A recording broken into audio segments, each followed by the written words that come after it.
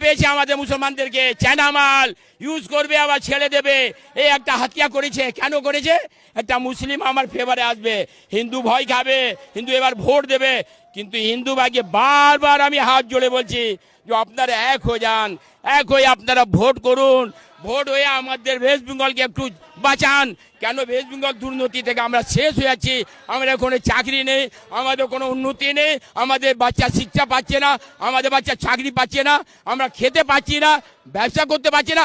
আমি হিন্দু ভাইকে হাত জোড়ে বলছি যে আপনারা এবার এক হয়ে যান, এক হয়ে আমাদেরকে ভোট দেন, বিজেপি সরকার নিয়ে আসুন ওয়েস্ট বেঙ্গলে, আমরা ভালোভাবে শান্তিভাবে আমরা থাকতে পারবো। না তো চোর সরকার আমাদেরকে থাকতে দিচ্ছে না।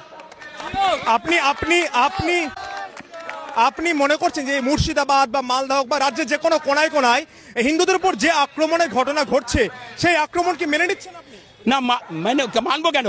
এটা করাচ্ছে, এটা মানুষের বলে কেন খারাপ জিনিস।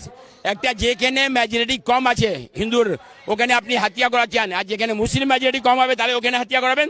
তাহলে আপনি রাজনীতি হিন্দু মুসলিম করছেন এখানে ওয়েস্ট বেঙ্গলে, তাহলে এই জিনিসটা ঠিক নেই। হিন্দু মুসলিম করে এখানে রাজনীতি করছে, 11 থেকে এখন 25 পর্যন্ত এরা রাজনীতি করছে, 26-এর পাত্তা নেই। শুনুন, ইঁদুর ঘরে ওষুধ খায়, বাইরে মারা যায়, ওই রকম মমতা ব্যানার্জি রাজ করে এখানে পালিয়ে যাবে পাকিস্তান, বাংলাদেশে। 26-এর নির্বাচনে মমতা ব্যানার্জি হারবে?